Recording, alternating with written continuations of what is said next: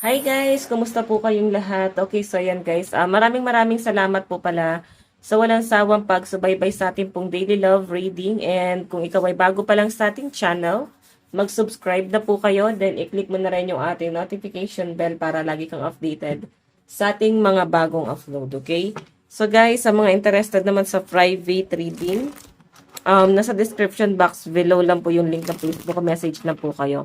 Tignan natin kanina bang love reading yung masasagap natin ngayong araw. Okay.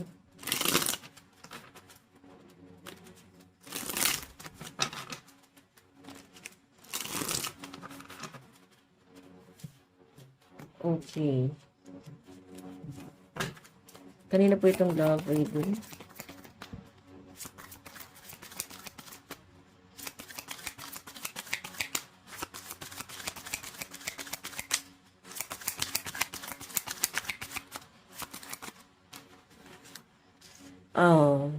Guys, may mga na-fall out of love na sa inyo. Yung tipong hindi mo sana gustong maramdaman yan pero nararamdaman mo ngayon. Okay, so alam nyo guys, naniniwala ba kayo na ang mga babae ang refleksyon ng isang lalaki?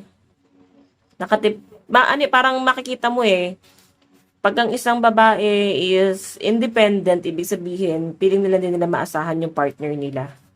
Okay? Kumbaga parang walang tiyaga sa paghahanap buhay, kaya sila yung gumagawa ng mga ganong bagay. Or kung nasa bahay, ibig sabihin, masipag yung mga lalaki. So, depende yan guys. Naniniwala ba kayo doon na ang mga babae ang refleksyon ng isang lalaki? Okay, so by the way guys, ayun, mukhang, alam mo yon yung pinipilit mo yung sarili mo na sana wag mawala yung pagmamahal. Kasi parang na-fall out of love ka talaga sa taong to. Hindi mo maintindihan kung bakit mo siya nararamdaman ngayon. So, parang nahuhulog yung loob mo sa iba. Okay? Parang nakikita mo yung pagkukulang ng partner mo, nakikita mo sa iba. Parang nakikita mo na nato-turn off ka na siguro sa mga ginagawa niya sa inyo, kung paano kanya itrato. Parang nato-turn off ka doon. Okay? Yung pag-uugali niya sa inyo, guys, paano ba? Lagi ka ba sinisigawan? Nagiging masama ba yung ugali sa inyo?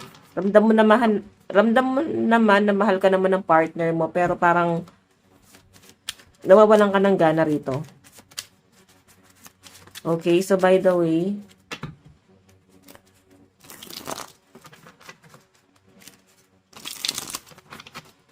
okay. Meron tayong 6 of air. Okay. So, ito naman guys, 6 of air, pwedeng pinipilit pa rin na i-revive or makasurvive. Parang wag ma-fall out of love kasi pwedeng kinukonsider nyo guys yung family nyo. Ayan o. Ito yung parang pinaka-bina-value mo dito yung family mo. So, Aquarius energy. Okay. Tignan pa natin. Additional message.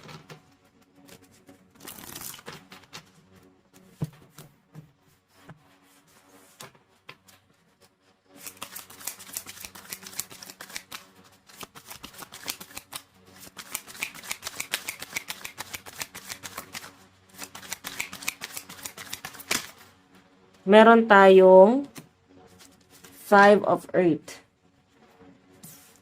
So, ito naman guys, 5 of Wands.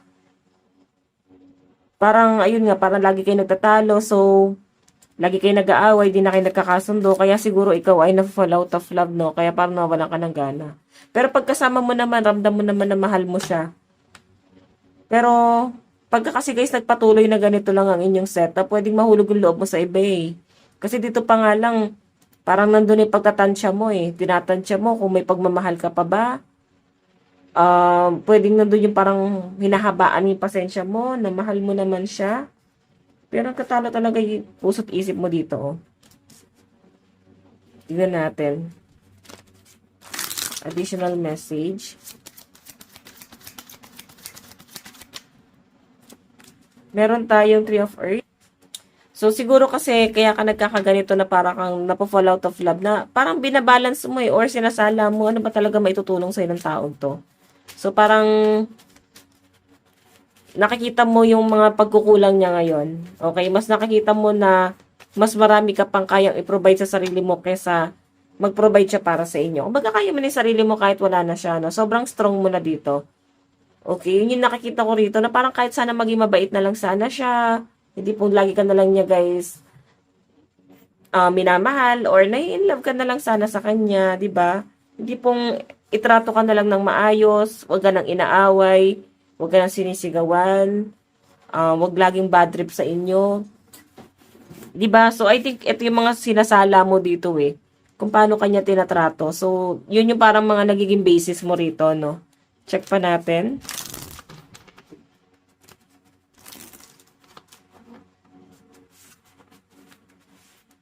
Okay.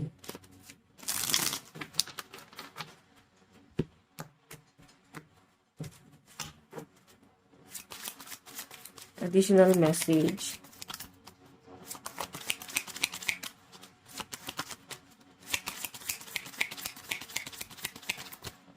Tingnan mo, oh, parang nahanap mo pa yung happiness mo sa ibang tao. Three of Earth, eh. Queen of Earth.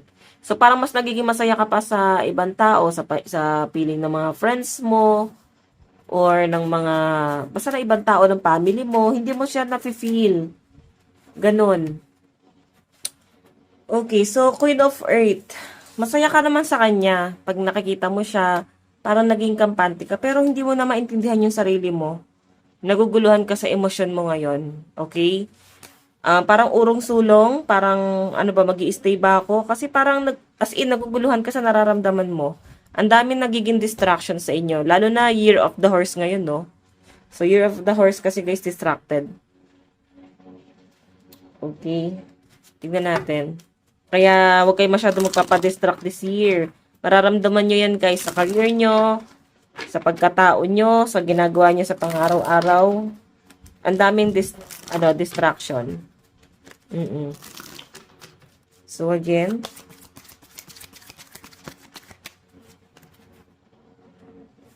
okay, so meron tayo guys justice. So I think eto na yon. Okay? Naging unfair kasi yung person mo sa inyo guys ng matagal na panahon. Nakikita ko sa inyo na kaya ka nagkakaganyan ngayon. Okay? Hindi dahil sa parang gusto mong gumante, dahil sa mga ginawa niya sa inyo guys na betrayal or disrespectful. 'Di ba? Hindi dahil doon eh. Feeling ko dito guys, kusang nag-withdraw na yung katawan mo, yung puso mo sa kanya. Nakikita ko naman na nandun pa rin yung interest mo sa kanya, mahal mo pa rin naman siya, pero naguguluhan ka talaga. Okay, feeling ko kasi mas nag-explore ka, mas nahanap mo yung happiness.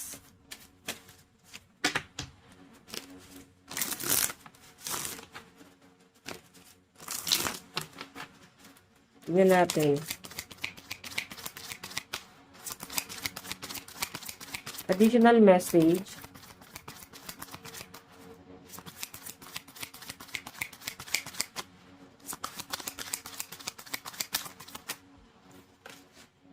The world. Moving on, no? So, ibig sabihin, naka-move on ka na talaga sa person mo. Oo, naka-move on ka na talaga sa kanya. Kumbaga, parang, hindi na siya yung mundo mo. Hindi ka na nababaliw sa taong to. So, yun, no? Kusa to na, hindi mo to ginusto. Talagang yung katawan mo na mismo yung nag-detach na sa person mo. So, kahit ipilit mo pa to, wala ka nang nararamdaman. So, parang napipilitan ka na lang din dito and pwedeng maguguluhan ka. So, pwedeng ikaw na mismo yung umalis. Okay? So, the world. Naka-move on ka na sa kanya. Literal. Tignan pa natin. Additional message.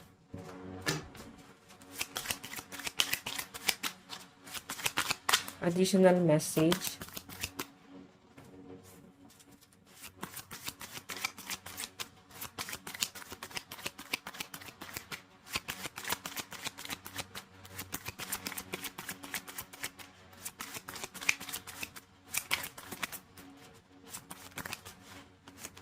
Meron tayong The Wheel of Fortune. Okay. Okay, so Wheel of Fortune, I think may ibang taong tumutulong sa'yo na makarecover dito or ikaw mismo. Okay? I think baka natauhan ka na, nauntog ka na dyan. So, di na natin guys kayang kontrolin pa yan kung talagang ikaw ay na-fall out of love na sa taong to. So, may advice ko lang dyan guys, huwag mo nang ipilit yung sarili mo. Kung napipilitan ka na lang, kasi mas magiging worse pa yan eh. Yung tipong may mga gusto kang gawin pero hindi mo magawa kasi nandyan siya, pwedeng makaharang siya. Okay, pero siguro baka may kukonti ka pang pagmamahal na nararamdaman, baka pwede pa namang sagipin. Okay, tignan natin. Additional message.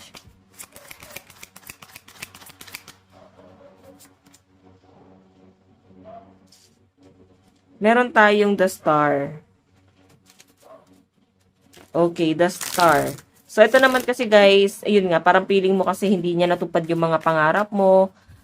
Parang ikaw lang yung tumutupad or ikaw lang yung nakapokus doon sa goal niyong dalawa. Tapos siya parang distracted or nakapokus siya sa ibang bagay. So, ikaw, nakukuha mo yon. Kaya nga sabi ko, nagiging reflection ka ng partner mo, no? Nakukuha mo yung ganong personality niya. Ngayon, nagiging consistent ka sa ganon. Ngayon, siya yung question dito na bakit ikaw nagkakaganyan. Hindi niya alam. Sa kanya mo lang din naman nakuha yan, eh. Okay, nahawa ka lang din. Kasi nga, naging reflection ka ng partner mo. Okay, tingnan pa natin. Additional message.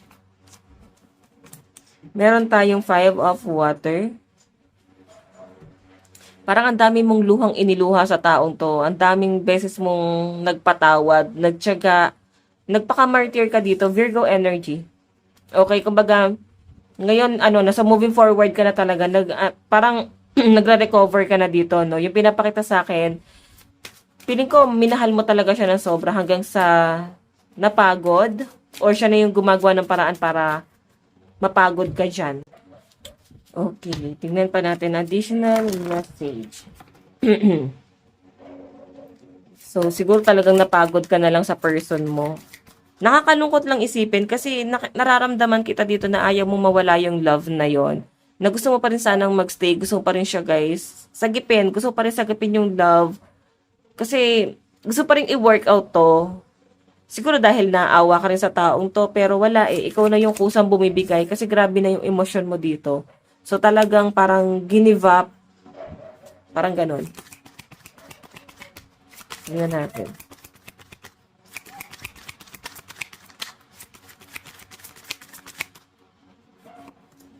Meron tayong Ace of Air.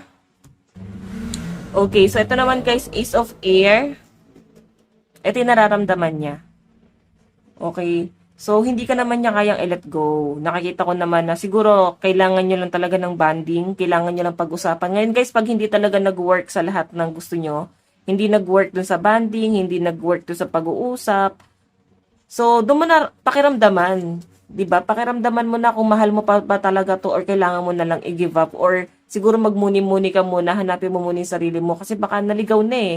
Siya naman yung naging dahilan kung bakit parang naliligaw ka na. Kung bakit parang nawawala ka na doon sa linya. Okay? Hindi mo na siya makita doon sa picture. Doon sa future nyong dalawa. Okay, tignan pa natin, guys. Additional message.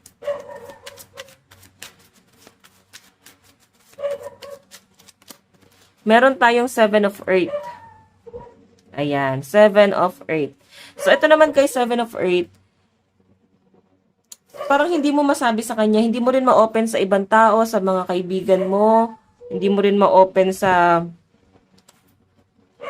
kahit kanino. I think sinasarili mo lang to. Kaya parang sasabog ka na, kaya panahirapan ka. Ngayon guys, ito ha, may advice ko sa inyo.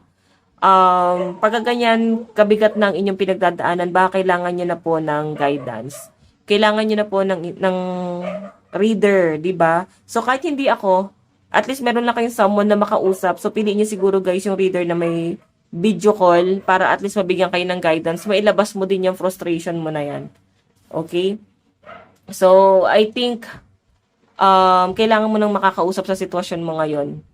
And baka naguguluhan ka lang or baka dahil may ibang temptation na pumapasok.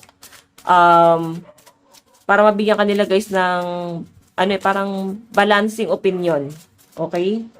Tingnan natin. Additional message.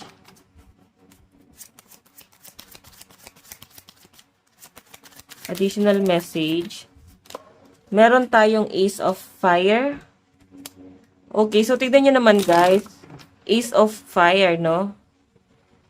Nakikita kita na someone na unti-unti kang nabu-burn out doon sa sitwasyon. Or parang wala eh. Habang tumatagal, napipilitan ka na lang talaga dito. Alam nyo guys, huwag nyo na pahirapan yung sarili nyo. Kung napipilitan ka na, i-give up mo na. Or kausapin mo yung partner mo. Doon nandun yung hindi natin guys may iwasan na masasaktan ka or masasaktan siya. Pwede kasing ikaw, pagka pumayag na siya na sige, give up mo na ako, baka mahirapan ka din na parang, wait, ibig sabihin, siya rin ba nagtitiis din? So, parang naguguluhan ka, no? Pag iniisip mo siguro na i-give up mo tong taong to, hindi mo rin kaya. Pero pagka nandiyan naman, parang gusto mong iwan, parang sure ka na. Di ba? Parang ang gulo. I think kailangan nyo ng guidance. Okay? Or mag-cleanse ka ng, ng ambience more, ng space mo. Baka may mga negative energy lang na pumapasok sa energy mo, no? Lalo na kung empath ka. Tignan natin. Additional message.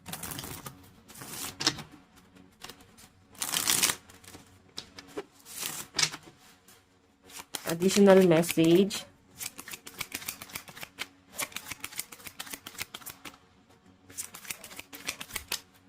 Meron tayong 3 of Air. Oh my God, wala na. So, Aries energy.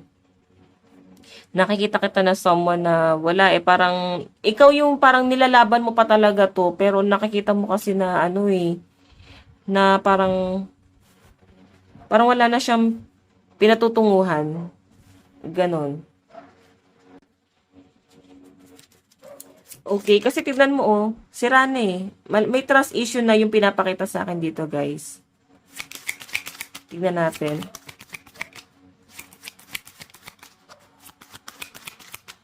Additional message. Meron tayong 8 of Air.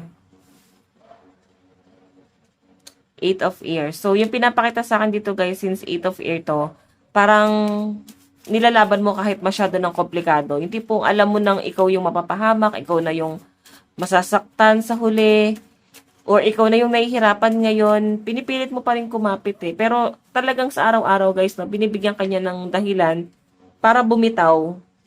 Okay, may nakikita ka pa rin kasing magandang katangian dito sa taong to.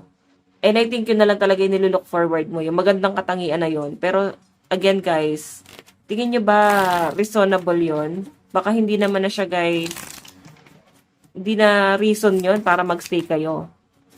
Dahil nga may nakikita ka magandang katangian. Or pwede naman guys na may nag-uugnay pa rin kasi talaga sa inyong dalawa. Okay, so again, meron tayong Queen of Air. Okay, Queen of Air, Libra energy. Okay. So, since Libra energy to guys, parang may mga energy dito na parang hindi nabibigyan ng justice. Okay, Queen of Air eh. So, ibig sabihin, isa lang sa inyong dalawa yung parang mas nagiging, yung bossy, or yung nasusunod, hindi siya guys nagiging balance, no? Siguro siya yon, siya yung may gusto dito na maging sa relasyon yung dalawa. Kumbaga, tawag doon, nagli-lead doon sa relasyon nyo. Okay? Then, pwede maging unfair kasi to sa inyo, guys, eh. Tingnan pa natin. Additional message.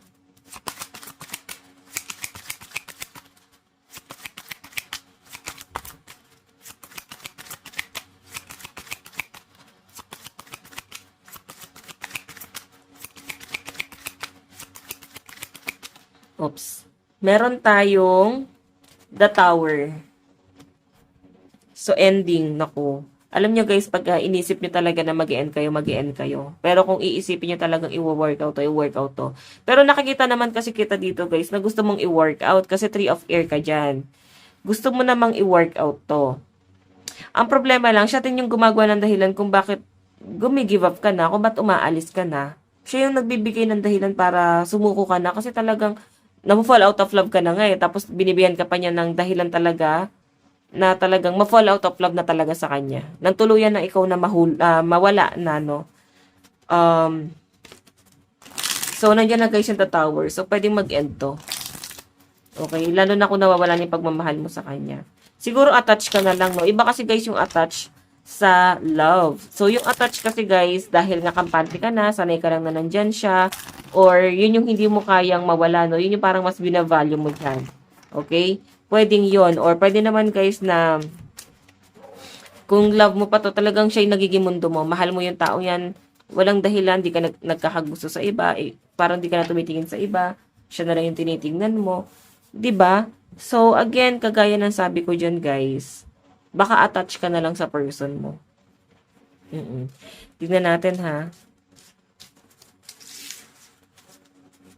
Baka attach ka na lang dito, hindi na talaga siya, guys, love. So, wag mo na ipilit yung sarili mo. Kung sa tingin mo sa sarili mo, nahihirapan ka lang. Okay, tignan natin ano yung nararamdaman niya sa inyo.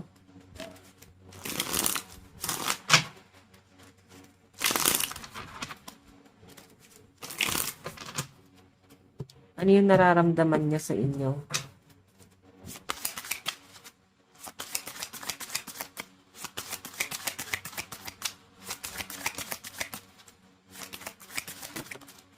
Meron tayong Wheel of Fortune.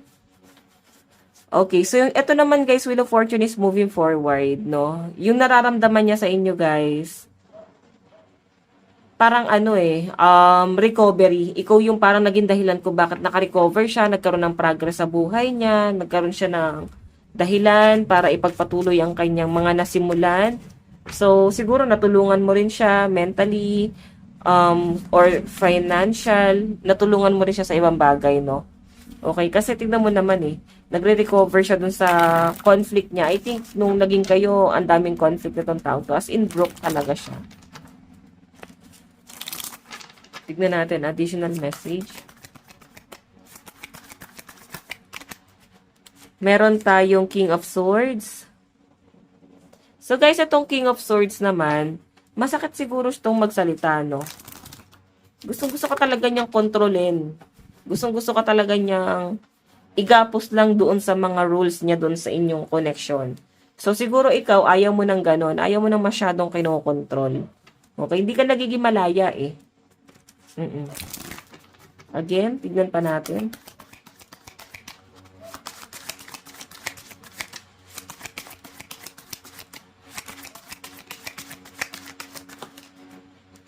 Meron tayong nararamdaman niya sa inyo guys, Ace of Swords. 'Di ba? Lagi kanyang binabato ng mga pagkakamali mo na parang wala ka nang tamang ginawa. Parang lagi siyang bad trip sa siguro talaga mainitin lang ang ulo niya. Guys, balansehin niyo naman. Pero kasi baka ang hindi nakakatuwa dito sa iba hindi mainit yung ulo niya. Mabait siya tapos sa inyo sama ng ugali niya, 'di ba? So pili ko rito na na-overwhelm ka sa ginagawa niya kung paano kanya itrato. Okay, so tignan pa natin.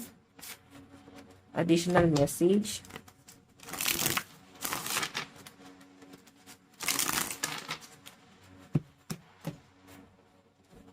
Okay. Paano kanya nakikita ngayon? Paano ka nakikita ng person mo ngayon?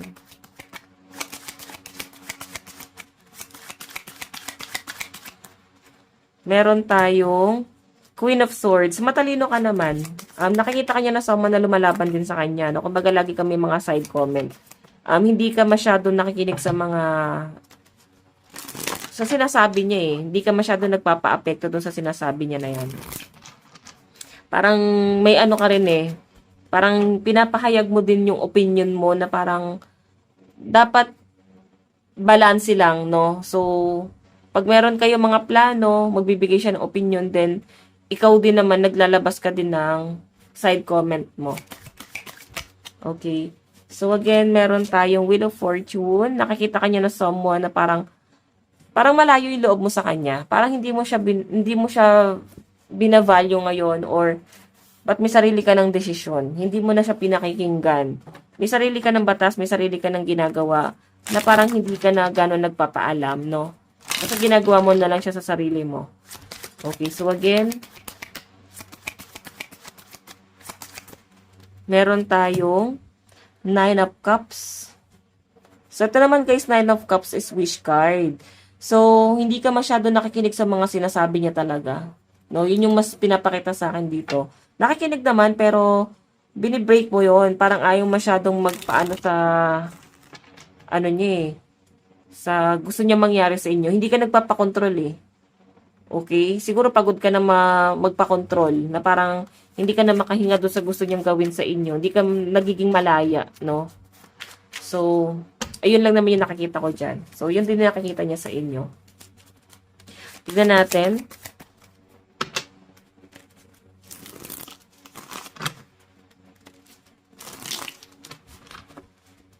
Okay. Tignan natin. Okay, ano yung magiging effort nitong taong to guys? Travel, the chariot opportunity. Baka mag-a-abroad tong taong to. Or marami siyang nilulook forward. Marami naman pala talaga siyang pangarap para sa inyong dalawa. Pero kasi guys, parang lagi lang niya sinasabi, baka ikaw ay napapagod, no? Napapagod ka dun sa gusto niya. Napapagod ka sa sinasabi niya. Tapos, sa mga pangako niya, di naman natutupad, no? Tignan natin. Additional message. Meron tayong Seven of Swords. Okay, so guys, ito namang Seven of Swords. Kung ano yung magiging effort niya, gusto niya kasi mag-effort ka din eh. Kumbaga, dapat give and take. Kumbaga, kung meron siyang gagawin, dapat meron ka din gawin. Ganun yung gusto niya mangyari dyan. Okay, tignan pa natin. Meron tayong Knight of Swords. Okay, puro swords. Grabe. Parehas kayong mataas ng pride, parehas kayong may pinaglalaban, parehas kayong may paninindigan. So, walang magpapakumbaba. Ganun yung nakikita ko dyan. So, siguro ikaw dati hindi ka naman talaga marunong lumaban sa kanya eh. Pinapakinggan mo siya hanggang sa parang ito na nga, natutunan mo na lang. Parang siya din mismo yung nagbigay sa inyo ng reason para maging matapang at lumaban sa buhay. Okay, so again, meron tayong let's reveal what we lost. So, yun, nararamdaman niya parang unti-unti na kayo nawawala doon sa gusto niyo mangyari. Then, parang gusto niya dito, guys, is buuin. Mabuo kayo ulit. Pero, kagaya nga nasabi ko, guys, parang na-fall out of love ka na. Nawawala na yun. I know, I'm healing to love myself again. So, siguro ikaw itong laging nag-e-end ng relasyon. Gusto mo na talagang i-heal yung sarili mo. Nadadala ka na dito eh. Meron tayong hope shapes your future more than pain ever could. Dami ng sakit, no? Dami ng sakit na nangyayari. Ang hirap ng isipin. Meron tayong I couldn't let you get close to me. Again, additional message. Ang hirap mo na daw kunin ngayon, ang hirap mo na daw suyuin ngayon. Kasi parang lumalaban ka na talaga as in. Parang hindi mo na siya tinotolerate, parang mali na yung ginagawa mo, hindi na makatarungan yung mga ganyang bagay. Parang ganon. So, by the way, tignan natin yung zodiac sign. Okay. Meron tayong Virgo, Aries, Leo, Sagittarius, Capricorn, and Taurus. Meron tayong Virgo, Sagittarius, Scorpio, Libra, Leo, and Capricorn energy. Last one. Virgo, Cancer, Aries, Gemini, Aquarius, and Scorpio energy. Okay. So, nararamdaman mo naman. Nararamdaman mo sa person mo. Meron tayong the star. Diba? Nino-nurture mo talaga eh. Sobra yung effort na ginagawa mo dito. Nino-nurture mo siya, then at the same time, mas napapabayaan mo yung sarili mo, nino-nurture mo din naman yung sarili mo. Kumbaga parang, nandun ka sa, nakapokus ka sa growth nyong dalawa. As in. Okay? Tignan mo, sabay mong binibigyan ng growth yung sarili mo at siya. Kumbaga talagang inaasikaso mo siya, inaasikaso mo rin yung sarili mo. So talagang dumadating ka sa point na halos di ka na nga makagalaw, kakaasikaso rito. Ayun po. So again, meron tayong Three of Swords. 'Di ba? Pwedeng nagkaroon ng third party talaga eh. Yun yung naging dahilan kung bakit parang dumidistansya. Kasi may ibang tao involved. Pwedeng ikaw yung nagkakaroon na to. Pero parang hindi pa siya third party. Pwedeng nahuhulog lang yung loob mo sa iba. Okay? So, nakikita ko bumabawi ka pero nahuhulog yung loob mo sa ibang tao. Hindi, wala pa siya guys, commitment, no? So, meron tayong 10 of Cups. So, ayan, nababarkada ka ba? Napapasama ka sa ibang group. Then, parang marami kang nare-realize. Okay? Yun ang nakikita ko sa inyo. Ano yung dapat mong gawin dito sa relasyon na to? Page of Cups. Magnilay-nilay ka.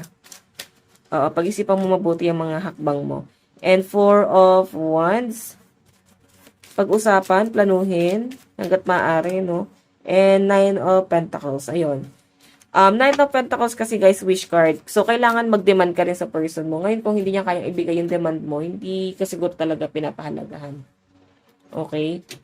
So, yung kasi parang worth mo naman yun eh, na mag-demand sa kanya at obligasyon niya rin namang ibigay yon, 'di ba?